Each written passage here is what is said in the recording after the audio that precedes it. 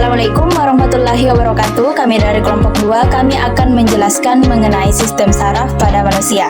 Untuk mengetahui lebih dalam mengenai sistem saraf pada manusia, simak video ini sampai selesai. Struktur sistem saraf.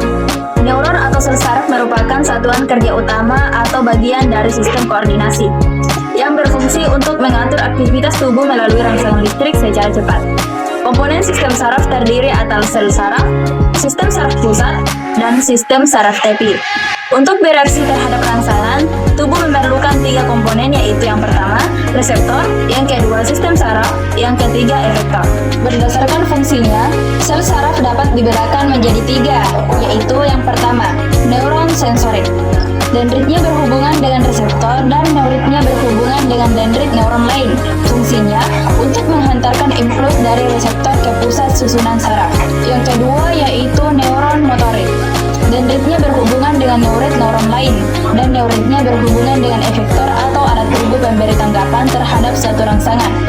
Fungsinya untuk menghantarkan impuls motorik dari susunan saraf ke efektor. Yang ketiga yaitu neuron asosiasi. Neuron asosiasi yaitu penghubung antara neuron motorik dan sensorik.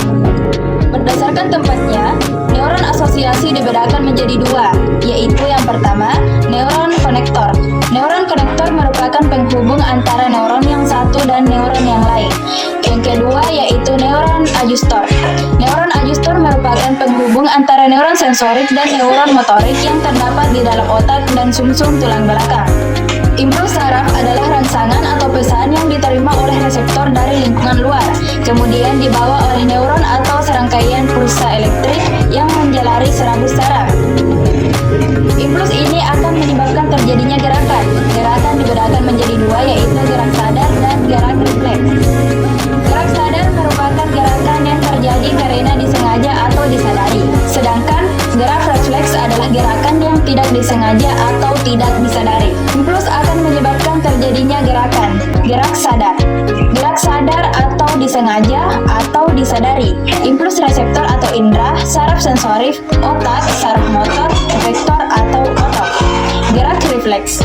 Gerak refleks atau tidak disengaja atau juga tidak disadari. Impuls reseptor atau indera, saraf sensoris, sumsum tulang belakang, saraf motor, efektor atau otot. Mekanisme penghantaran impuls. Neuron dalam keadaan istirahat memiliki energi potensial membran untuk bekerja mengirim impuls. Dalam keadaan istirahat disebut polarisasi membran. Adanya impuls menyebabkan membran sel saraf terdepolarisasi. Akibatnya ada perbedaan muatan sel saraf. Perbedaan muatan sel saraf menyebabkan impuls merambat ke sepanjang akson menuju sinapsis. Ini sistem saraf.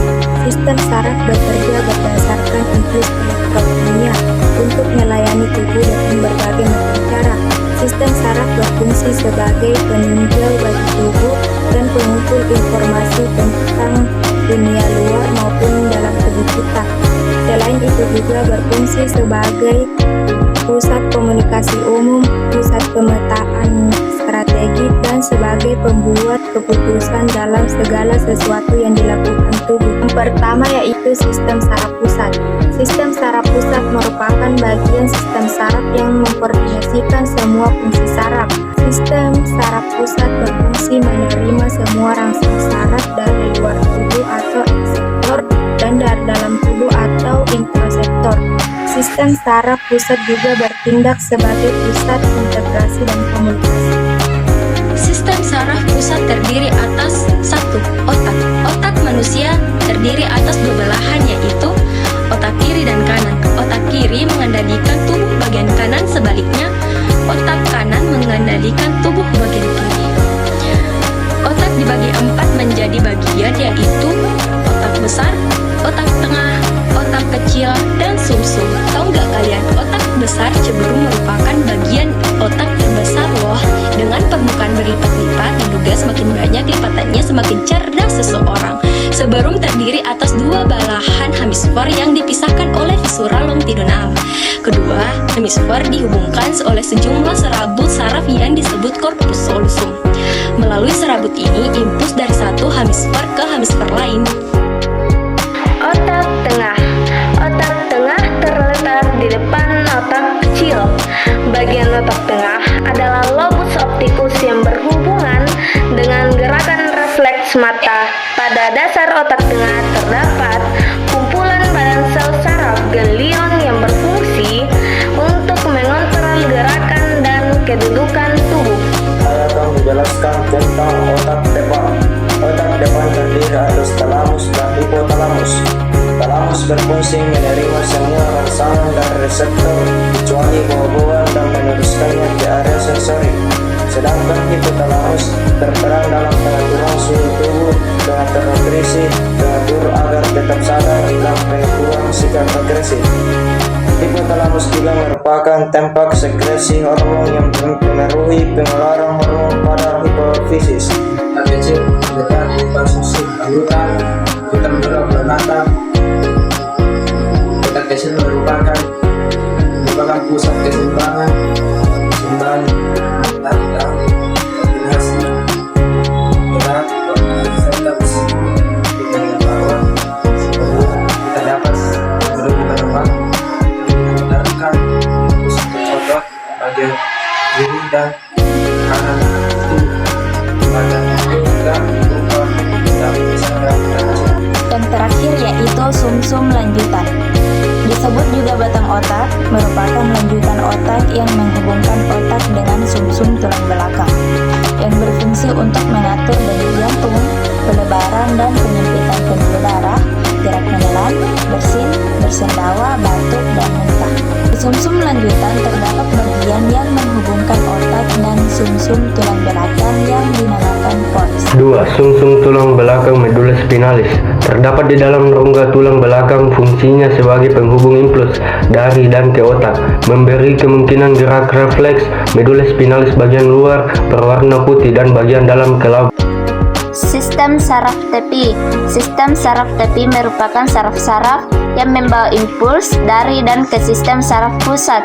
Sistem saraf tepi terdiri dari sistem saraf sadar dan sistem saraf tidak sadar. Sistem saraf sadar atau saraf somatis. Saraf sadar adalah saraf yang rangsangannya disampaikan ke pusat reseptor, yaitu ke pusat motoris pada cerebrum.